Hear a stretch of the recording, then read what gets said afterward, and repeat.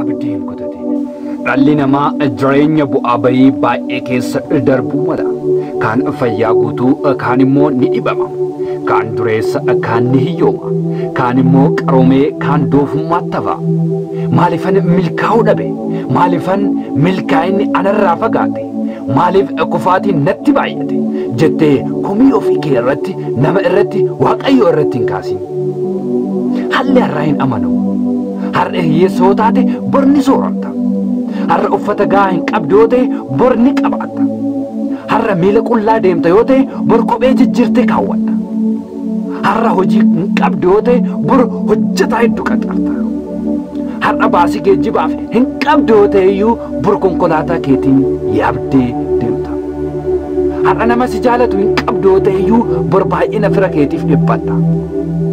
Har'a otoo biyyi kolfuu boossera yoo ta'e iyyuu yeroo bor biyyi boo'u kolfuuf jirta.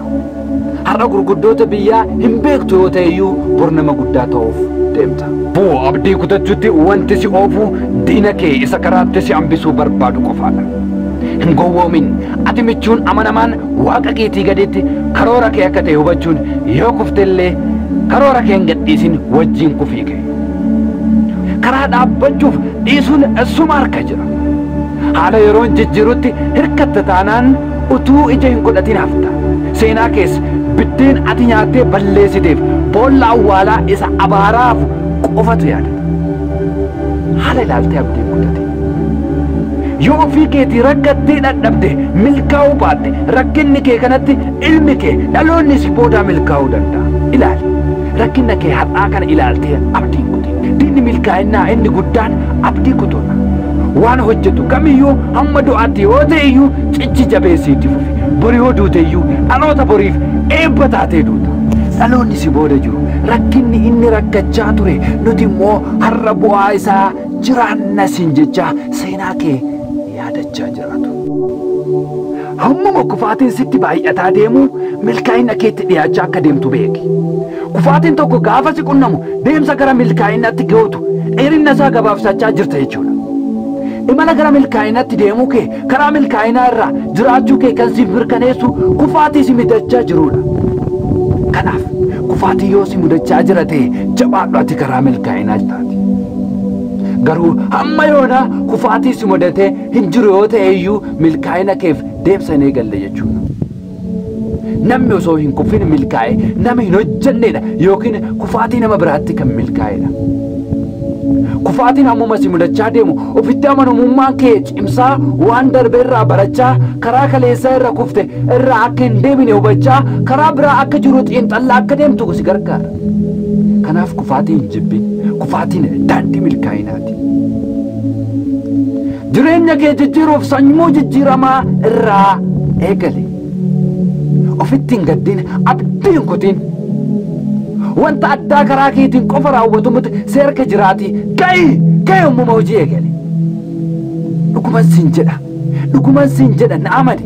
Wanti adda ta'e karaa keetiin qofa danda'amutu jira. Si jechuun suma malee namni biraa bakka si bu'u hin jiru. Hir'ina kee lakkaa'uu dhiisi. Cimina kee lakkaawwadhu. Daangaa ofiif keessaa ba'i. Ni dandeessa. Eeyyee ni dandeessa. Yaaltee dadhabdee? Ammas irra deebi'i yaali. Hir'ina keessitti mul'atee abdii kuttee ati nama gahaadha.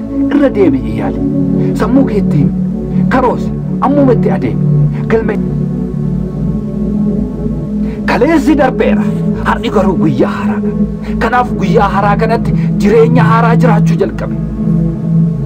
Ofii keetii murteessinaan murteessitee of amansiisuu dandeenyaan wanta ati jijjiiruu hin dandeenye tokko iyyuu hin jiru. Namoonni ciccimoon akka addunyaatti amma beekamanii addunyaan isaan weellisu kun jalqaba akkuma kee akkuma koo hir'innoota mudannoo kufaatii addaa keessummeessaa kan turanidha. Garuu baay'een isaanii kufaatiiwwan qaban irra darbanii har'a kan milkaa'aniin sababni inni guddaan kutannoo isaaniitii fi abdii kutuu dhabuu isaaniiti. Maarreeyatis akka isaanii injifataa ta'uuf kutannoo mataa kee qabaachuu qabda. Wanta dhiisuu qabdu dhiisuuf, wanta irraanfachuu qabdu irraanfachuuf, wanta argachuu qabdu argachuuf kutannoo horadhu. Sinumaayyuu wanti fedhe haa ta'uuti abdiin kute never give up. Oromoon maal jedha seete? Namni abdii kutu waan walitti qabee bittinsa jedha. Maarree anis kanuma sitti hima. Gonkumaayyuu abdiin kuti. Irran deebi'aa gonkumaayyuu abdiin kuti. Ofii kee of jijjiiruudhaaf akka dandeessu ofitti himi ni dandeessa. Eeyyee ni dandeessa. Tasuma abdiin kuti. Irran deebi'aa tasuma abdiin kuti.